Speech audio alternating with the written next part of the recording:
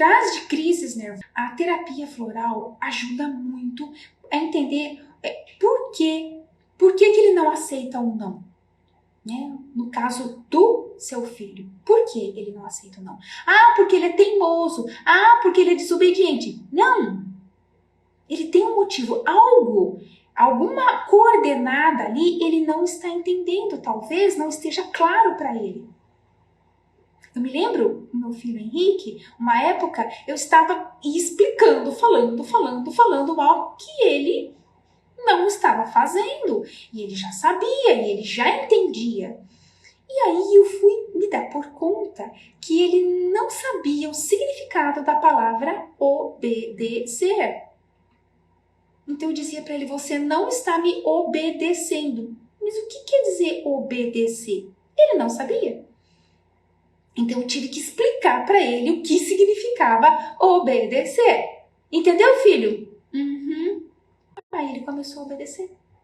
Então, às vezes, a gente dá coordenadas e a gente age com eles, e a gente fala com eles esperando, tendo uma expectativa que eles vão reagir como uma criança neurotípica. Eles não vão. Precisa ser preto no branco, precisa ser muito claro para eles.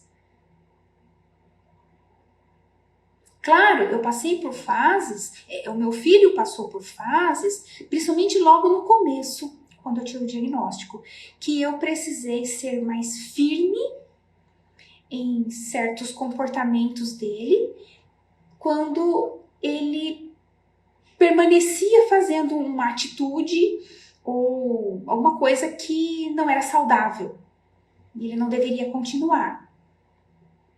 Por exemplo, eu me lembro na época do computador, né? Era muito computador e isso realmente muito prejudicial para as crianças autistas, o computador. E muitas vezes os pais perdidos, não sabendo como lidar, liberam que a criança fique horas a fio no computador, no celular. Muito prejudicial. Quando eu tive esse conhecimento, meu filho já estava horas no computador. Né? E eu deixava para que eu pudesse respirar um pouco, ter alívio e conseguir fazer alguma coisa a mais que eu precisasse, além do que só cuidar dele. Quando eu me dei por conta do quanto estava sendo prejudicial, então eu tive que agir de uma forma firme com ele. Né? Então, olha, agora você não vai usar computador. Aí ele tinha crise, ele se jogava no chão, ele corria até o portão, ele chutava o portão, ele balançava o portão, ele gritava. E a Sara tomava os florais, respirava fundo e pensava assim, eu não vou perder a paciência, eu vou respirar, eu vou esperar.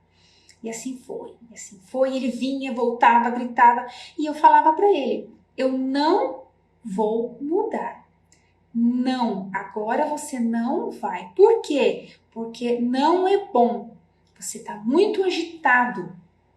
Aí ele voltava até a crise, voltava. E assim, no começo ele demorava uma meia hora de crise. Claro, eu sempre acudindo com os florais, né?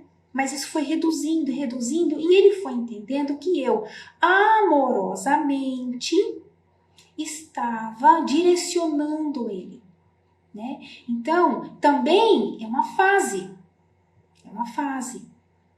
E quando você tem ali o auxílio dos florais, essa fase fica mais suave, porque você não perde a paciência, você fica mais calma, você fica mais equilibrada para lidar com aquela situação, para colocar as regras. Você fica mais flexível também para você entender que você vai falar não, mas lembrando que ele é autista. É um não para um autista, não é um não para uma criança neurotípica, é diferente. Né? Então você tem que pesar o não que você vai falar. Ele pode suportar aquele não? Ou ainda é muito cedo? Então se é muito cedo, como que eu tenho que agir? De uma outra forma, mais para frente eu coloco esse não para ele. Né? Sempre respeitando os limites do seu filho autista. mas você precisa entender como funciona a cabecinha de um autista, como diferente da cabecinha de uma criança neurotípica. Nem sempre, por que ela quer fazer as coisas da forma dela? Isso traz mais estabilidade para ela, mais confiança, mais segurança para ela. Eles têm muito medo do novo, do desconhecido, né? Eles também, dentro das regras, quando eles colocam normas e regras, nem sempre porque eles são teimosos, mas aquilo, eles fazerem daquele jeito que eles conseguem fazer, isso faz com que eles se sintam capazes. Eles estão se reafirmando que eles são capazes de fazer daquele jeito, né? Agora, vai da flexibilidade dos pais de mostrar que aquele jeito pode ser perigoso, não é saudável, né? Não é legal, é feio, alguma coisa. Então, orientar. Então, você vai falando e você vai mostrando, você vai fazendo junto, né? Porque às vezes a gente fala, mas não tá ali fazendo junto. Para que ela possa entender o porquê. Quando a criança autista não faz sentido para eles, não tem um porquê, eles têm uma dificuldade muito maior de fazer algo que não tem sentido. E às vezes, como a gente está do lado de cá, nesse outro lado do muro, nesse nosso mundo, a gente pode interpretar como uma teimosia, uma rebeldia. Mas vamos até supor que seja uma teimosia, uma rebeldia. O que está por trás desse comportamento? Por que está tendo esse comportamento rebelde, de teimosia? Por quê?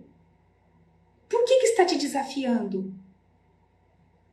Quais os sentimentos que estão lá por trás? Às vezes a criança já se sentiu tão rejeitada, tão humilhada por coleguinhas, que ninguém acredita nela e ela precisa se agarrar em algo. E o que ela agarra é daquilo que ela sabe fazer e ela não solta daquilo. E ela fica firme naquilo. Pode ser. Então, tudo isso é muito importante a gente aprender a conhecer a cabecinha da criança autista. Aquele outro mundinho lá da Alice. É um mundo maluco para nós. Para eles, o nosso mundo é maluco. Né? Então, precisa haver essa ponte aí de conhecimento dos mundos